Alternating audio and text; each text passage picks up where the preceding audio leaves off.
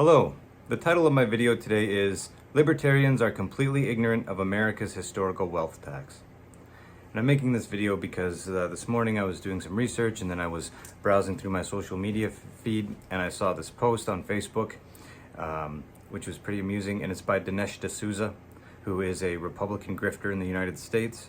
And he was posting, it was actually, a meme, a quote of him that someone else had posted in this Libertarian group.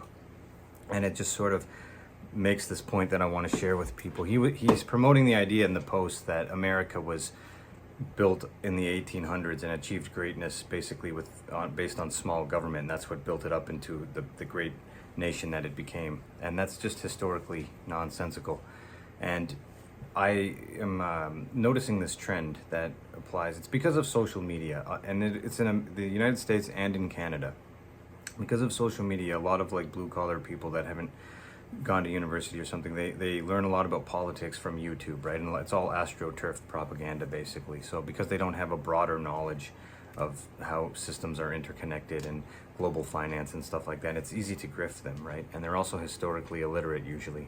So this notion that libertarians have, and libertarianism is still a fringe thing, but even a lot of in Canada, for example, a lot of mainstream people who vote for the mainstream conservative party, it's because they've been sort of miseducated online, especially on social media, and they have these weird ideas. And the one big idea that it's a misconception that they have, a lot of conservatives have it too, it's that first world countries like America that achieved all this material success and for a while prosperity, that they did it with minimal government. And that the big problem, this is weird for me because I'm a millennial, right? And I grew up watching a lot of Hollywood films, and I love cyberpunk, and in the films that I watch, usually it's the mega corporations that are the bad guys, right? Like in Blade Runner and Alien, Terminator, and Elysium, and all these movies. It's made pretty obvious that in a capitalist system where we're headed is sort of this cyberpunk dystopia. But for some reason, a lot of people that are really into capitalism, all of this, they can't recognize it, right? And so they don't understand that America had a wealth tax. And in 1935, and this is for the ultra wealthy, and this is a solution to what America's problem is today. And I'll also explain the overall grift that's happening today. So here's what's going on, and this is why that's funny, just so you guys understand this. America was not a global superpower, and it wasn't on top of the world until the end of World War II. Until then, Britain was the world superpower. America was just a little thing that was going on. It's basically, historically, you can interpret it however you want. I think the whole thing is basically a tax evasion scheme, but basically it is sort of like a pioneer country for a while until it develops into, slowly what it became. And the way that America was able to really pull ahead for a bunch of reasons after World War II is because they were taxing the ultra wealthy, which is mostly just Henry Ford, really, huge amounts. The entire cultural ethos of America was different before neoliberalism took over in the 1980s, and you got all this propaganda from these capitalists like the Austrian school and all this rhetoric about how greed is good and Ayn Rand style crap and all this other bullshit, right? And it just completely confused America. Up until the 1980s, basically, it was common sense in America. If you're an ultra wealthy person, you should be paying a lot of taxes because you made your wealth in America. You're part of the American team. Everyone's, it's a group effort. You have to pay taxes, right? This has all been reversed through years of propaganda and indoctrination. But Roosevelt is pretty awesome in my opinion, as far as U.S. presidents can be, can go, relatively speaking. And he also created social security programs. So there's a lot, oddly, Roosevelt created a lot of really good stuff, a lot of progressive stuff in a lot of ways. People don't understand this. You need things in a first world country, you need things like social security programs. You need all this first world stuff. And a lot of conservatives have this attitude when they get mad at immigrants, oh, you're coming to our country because our white Western countries, they're so much better than yours. We have a better way of life. You come here because our models of everything are successful. And they don't really understand. America is a rich country with a horrible standard of living relative to other places. And this is where my consciousness started to expand when I learned more about how the world works. America just has a lot of ultra wealthy people living in it. So overall, yes, it's a wealthy nation, but there's a ton of people living in poverty, right? They don't have universal health care. They don't have all these first world things that kind of go along with a civilized country. It's just basically a business, America's not even a country, in my opinion. It's just a big business, and that's not how you run a government. But anyway, America had this period where they built themselves up with a wealth tax, and then that all got reversed when the capitalists started to realize, like, this system's not going to last unless we implement a whole bunch of propaganda and brainwash people. So today what MAGA is doing, what tariffs are, like what Trump is doing with this trade war, is the American empire is dying, and they're desperate. And so Trump, using his base, which are basically illiterate and ignorant people, fooled them, because a tariff, like the tariffs that Trump has for America, that's just a tax on the poor. What America should do, if they wanted to save themselves, is tax the ultra wealthy, like people like Elon Musk, these billionaires that have like $400 billion and stuff. They should be paying huge amounts of that money back into America. Instead, what the whole MAGA movement was really about was tax cuts for the upper class, for the Trump, who is a con man, just got in power so he could do tax cuts for the ultra wealthy, and you still have to pay for a certain amount of stuff, right? So without that tax money from the wealthy, you have to tax the poor. But instead of just calling it a tax, you call it a tariff, and these people don't understand what tariffs is. So it's just, that's why it's class war, and that's why being literate matters. That's why learning how to read and being historically literate matters, because all of this is just a giant obvious con. And if you're educated, it's so obvious to see, but these people they're not, right?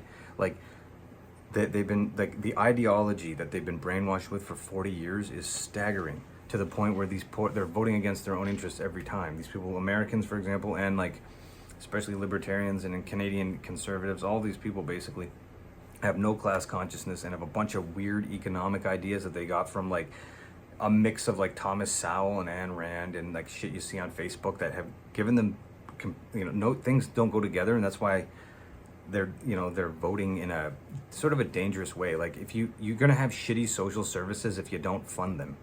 That's why I'm gonna link a video in the description of this called "Why America Sucks at Everything." It's this David Cross pulls up a bunch of statistics, but what I want you to realize is that there's a lot of, the world is a pyramid scheme, right? And the American military is on top, and so the America's forcing this hierarchy on the world, and they make it so it's basically a scam, like by class, right? America can have a $2,000 iPhone because there is slave labor in another country, and most Americans project, right? They go, "Oh, China's evil because they have these factories with kids working," but those factories are, China's a poor country making money from American companies that are paying them to do that. Right, so the whole thing is demented, and it's not like a global system that's fair. And America is this weird country where you have like a bunch of rich people, and then they exploit the working class, and then you have like poverty too. In other places, like even like Bangladesh, they have a higher standard of living than people living in lots of parts of America, like South Carolina or the Appalachians. You can do so much. That's why I'm impressed with Kerala, like the Marxist state government there, because you can do so much with so little if you know what you're doing. Like, America has so much more and can't get any of their shit together. And all these other countries which are kept in poverty, or states, or like all kinds of circumstances, these countries that are like in a rigged game where they're in a hierarchy and they're kept at the bottom, are doing better and doing more with their resources because they're not brainwashed into to act with stupidity. And so this notion that government is always the enemy, and that if you just gutted government and privatized everything, that you'd have this flourishing America that was great again, is idiotic. And if you don't regulate your markets, like your housing market and your food market and stuff, then you're just going to have corporate greed that gouges the working class. And as we're seeing now, everything's being undone, right? Like Roosevelt created something called the New Deal. All these progressive things that happened that were lifting people out of poverty and creating a middle class, that's all been gutted. Neoliberalism is just something that benefits really wealthy people. It's a scam. It always has been. And there's like libertarians, I wish they would just get a real education, even a bit, in economics or something, and stop using YouTube videos and conspiracy stuff to try to misunderstand like how the global modern world works, and to not like we're all so propagandized that we don't realize like how well other parts of the world are doing. And there's a reason why U.S. imperialism has to constantly go around the world and wipe out small socialist states, because they're doing well. When people say communism never works, they don't know what they're saying. They don't know why. They can't elaborate on it, or socialism or anything. There's no nuance, because this is all propaganda. It's all just talking points that people can use like religion without having to actually analyze and break down and explain anything. So anyway, You probably didn't know this, or maybe you did, but America had a wealth tax starting with Roosevelt in 1935, where they had a huge tax rate for the ultra rich, and that's where most of the wealth that America had when they became the superpower that they are today after the end of World War II. And that's what they would need to do today if they were going. They would need to tax the ultra rich and put it back into their society to fix things. But instead, because America's dying, the wealthy elites are just cashing out and they're gutting America basically. And they're doing that by cutting taxes for the ultra wealthy and transferring everything down to the working class in the form of tariffs and this stupid trade war. It's like really obvious. And you get what you pay for. So yeah, I understand that in wealthy nations like Canada and the US, we pay a lot of taxes and the government is corrupt and they just don't do things properly with the money. You know, how much money have we all paid in taxes to help Aboriginal communities in Canada that are still in third world conditions, and they never seem to get the money. There's also an issue with corruption on their end with their tribal elders and stuff too. But the point is, like, we pay taxes and then we don't get what we pay for, so we get frustrated, and then conservatives just want to gut everything. But really, we need to have responsible use of the tax money. They all, like, for example, the CBC, like having a public broadcaster it's not just for like because it's nice. The idea was like if we were actually going to have a functioning democracy, we need at least one public sector news that's giving objective information, right? Like if you don't have that, like if you're in the United States, it's so easy to control the United States because they don't have public funded media the way we do. They have, I mean, NPR or whatever, it's not the same thing as the CBC. So they don't have objective news, so they just have like mega corporations that own two different brands like Fox and CNN and control an Overton window because it's all rigged, right? And it's in the favor of the upper class elites. So anyway, if you disagree with what I'm saying, please by all means let me know why.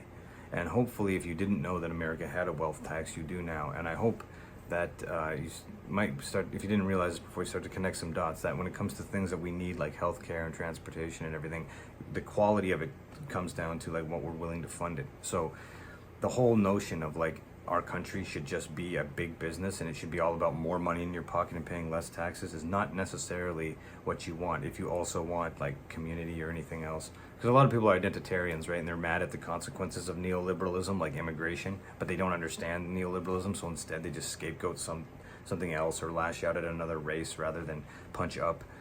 It's all kind of pathetic in my opinion. So again, if you disagree with me, please let me know. Hope you learned something, and I'll see you guys in the next video. Take care.